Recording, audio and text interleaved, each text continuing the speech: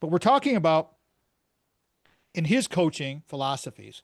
And one of the reasons that he knows what he's doing because he competed at the very highest level. He didn't give himself enough credit. He talked about his uncle Keith Magnuson, the pro hockey player. But before we go into all of this inputs directionally important, which direction you're going, you need to talk about you a little more about your skill set and your football time. You played college football at the highest level. Talk about that and how that helped imprint with you your life with the foundation because that without talking about that and of course the Michigan State connection, then Yeah. we miss a big chunk of who you are. Go right ahead, please. Yes, sir. Thank you for that. You know what? I don't like to talk about myself. I think that's the imposter syndrome in me. But you know what? Get I was over a it. I was a kid, once again, small town. So our city in Saskatchewan, the name of the city I live in and grew up in was Saskatoon, and 200,000 people, which may seem, I mean, it's a big enough city, but really, when you ask any other Canadian or American, where is that? They have no clue. But I earned myself a football scholarship, double football and track scholarship to Washington State University out of high school. So I played at Washington State University between 89 and 93. Drew Bledsoe was my quarterback. So I'm sure you know that name. All-American and basically the number one pick in the 1993 draft. So, playing at Washington State University, but I was also a track guy, well, a field guy in that I threw shot put and discus. And I was actually the Canadian under 20 national shot put champ from 88 to 90. Went to world championships in 88 and 90, world under 20 championships, I should clarify. And to me, the combination of playing in a team sport in football and then doing the individual sport of where it's just me against the world, really refined me as a person. And so, like I said, Tom, I don't like to talk about, my athletic prowess, but I mean, having played professional football in Canada, and I know the Americans will say that's not a real league, but it's been around for 130 years, so I'm pretty sure it's an awesome league. And then having competed in track and field at the highest level as well, really just taught me how to persevere, how to be determined, knowing that the only way to get to that level is through effort, but not necessarily expecting any results because I can't control the future. I can't control outcomes. I can't predict the future. I don't know how other people are going to react and respond. All I can do is control me. And so my entire life basically has been around just I'm putting the work in and letting the chips fall where they may. You can only maneuver, control, and massage your situation as much as as much as you can, and really that's none. So that athletic background really taught me that, and I think it's really made me who I am today. I got to ask you though, with the thing about with the effort over results, Quinn, Mm, how much is the teamwork aspect, how connected are successful teams with the effort? I know that's a simple question, but I got to sure. ask the question because your whole platform is built on your experiences and how important to you as the coach, as the leader of effort over results, is that teamwork? How much can it affect the authenticity of the team?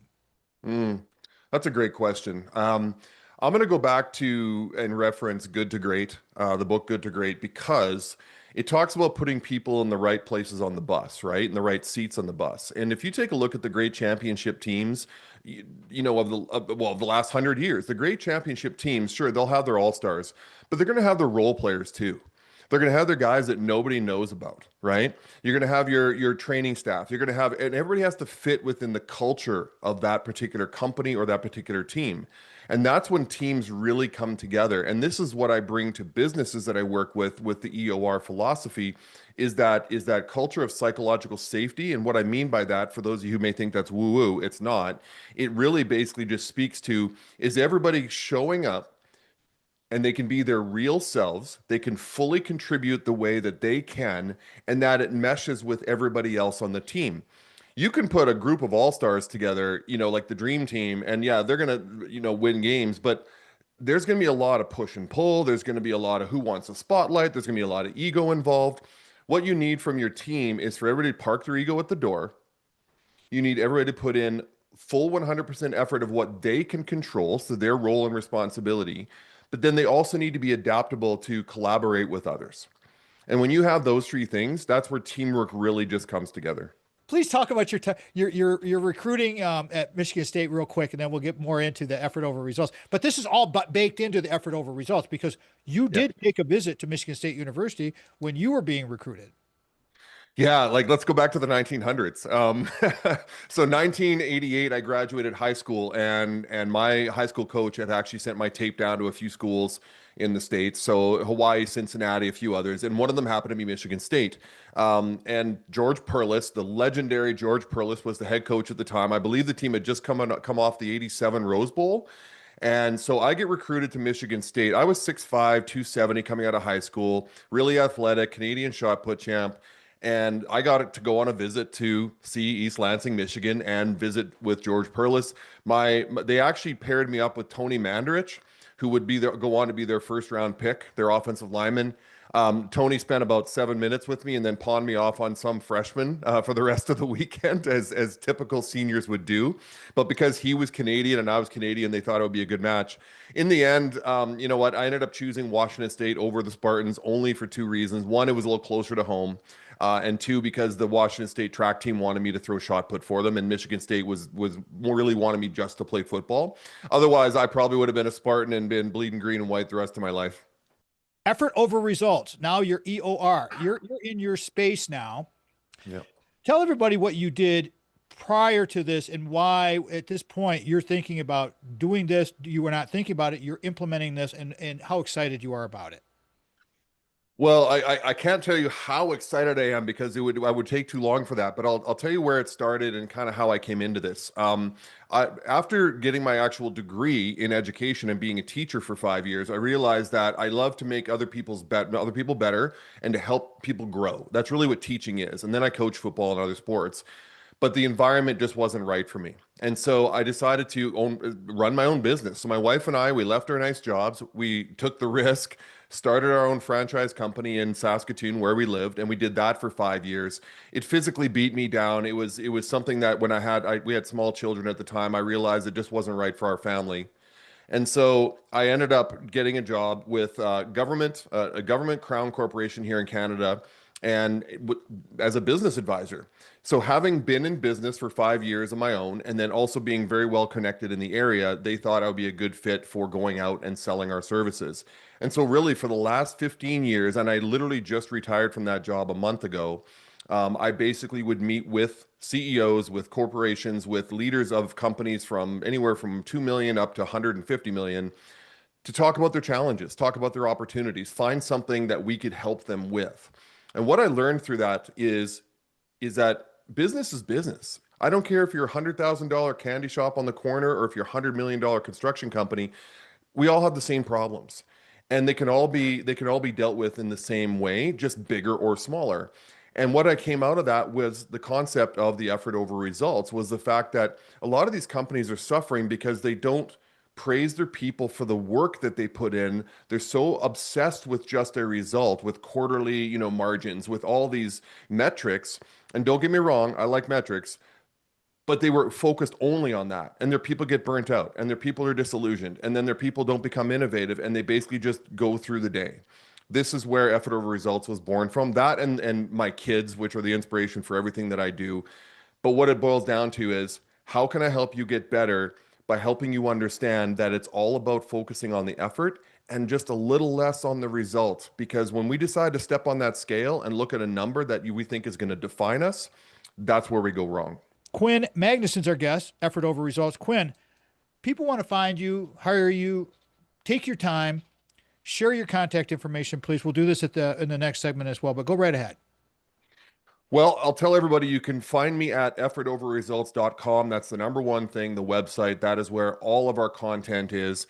And here's who we want to work with. In fact, I have something going on now in the rest of 2025 and 26. I want to take on 4 United States-based companies that I can work with you to help you redevelop your leadership team through the effort over results philosophy.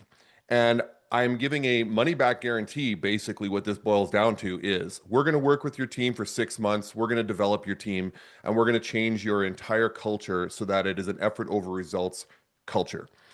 You can go to the website, effortoverresults.com, to find out what that's all about. And if you don't get the ROI that you want, you don't pay. Simple as that. Instagram at effort over results, TikTok, just search effort over results. The YouTube channel, Effort Over Results Podcast, we're hitting up on 40 podcast episodes now. And we've got incredible guests right from health and fitness through to psychology, through to education and business. Everybody, much like your show, Tom, we're just trying to bring information to people that people can grow from. But you can find me on LinkedIn, Quinn Magnuson on LinkedIn, as well as the Effort Over Results business page there. As long as you're Googling and searching Effort Over Results, you can find me anywhere. But I have that call to action. I want to work with companies, especially in the United States, because I know that the United States really appreciates good coaching, a great philosophy that can transform businesses. And in the end, it ends up making you more productive and more profitable. And everybody wins then. You have the input and you're directionally in the right space. Can we get the effort over results? That's kind of the leading question for you, Quinn. Is the direction the most important thing? What is the most important thing to get the success? When I say that people need to focus on being directionally correct, not absolutely correct, what I mean by that is that when you obsess over a single result, a single goal that you have in mind, and I'm going to piss some people off when I say this because everybody wants to set goals and it's like focus on that goal and don't let anything stop you. I agree. Don't let anything stop you. But what people miss out on in that journey is what they've learned from the journey. They miss out on the effort they put in and how they built resilience and grit and determination. And there's so many people out there and companies that set these goals, set these results that are the end all be all, and they're obsessed with them. And they go through the process, they bust their butts to get there, and then they don't get the result they wanted, and they act like they would have just a waste of time. It's never a waste of time. You're always learning from that effort. So you might let's simplify this. You might have someone who is like 300 pounds and they say, I want to get to 270. And so you decide what the inputs are. It's intermittent fasting, it's drinking more water, it's exercising more. Those are all the inputs. Let's celebrate the fact that you can go 30 days in a row by intermittent fasting. Let's celebrate you can go 30 days in a row taking in your water that you need to take in, that you exercise 20 out of the 30 days and so forth. It's more about the tiny little goals each day that count up to, and this goes back to atomic habits, right? James Clear. It's all about those tiny little habits you form, but you can't control the result. And so many people and companies feel like, well, I didn't get the result I wanted, so what was the point of the entire process? And I failed.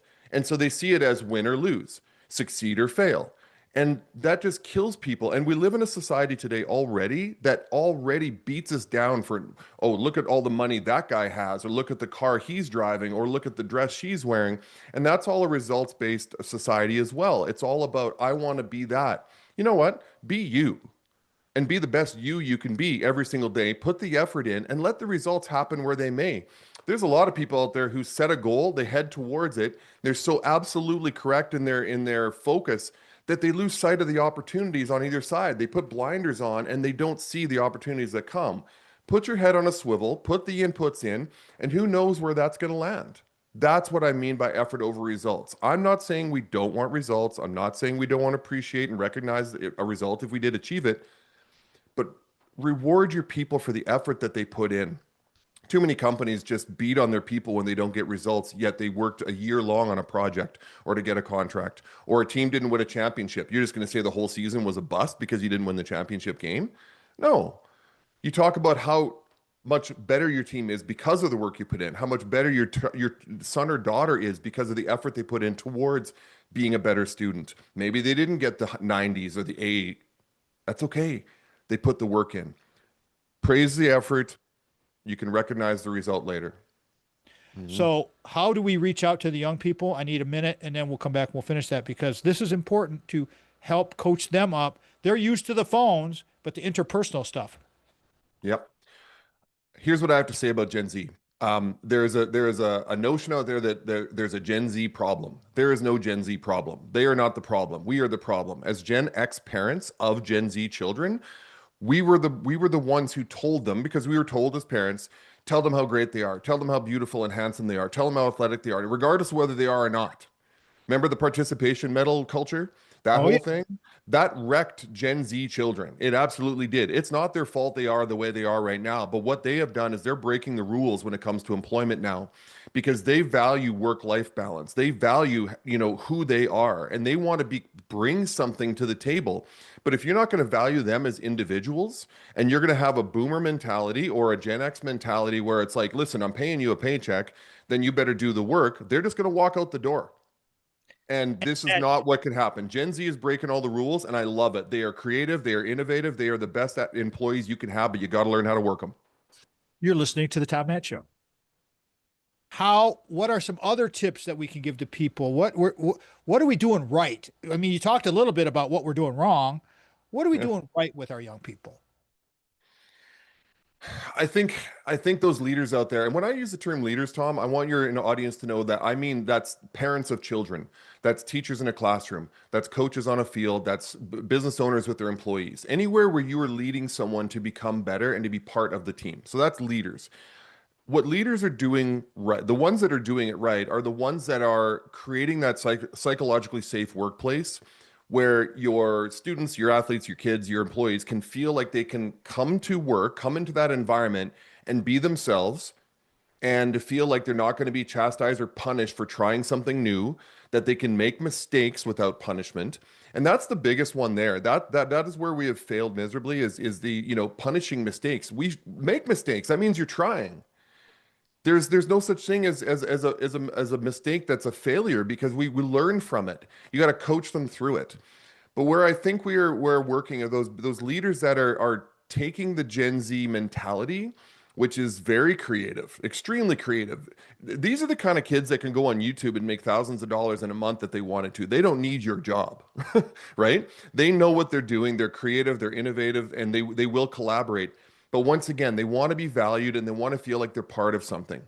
The second that they have this, what they call the Sunday scaries, Sunday night they go to bed, they're really like, I don't really don't want to go to work on Monday morning. You've lost them. Okay. You've absolutely lost them.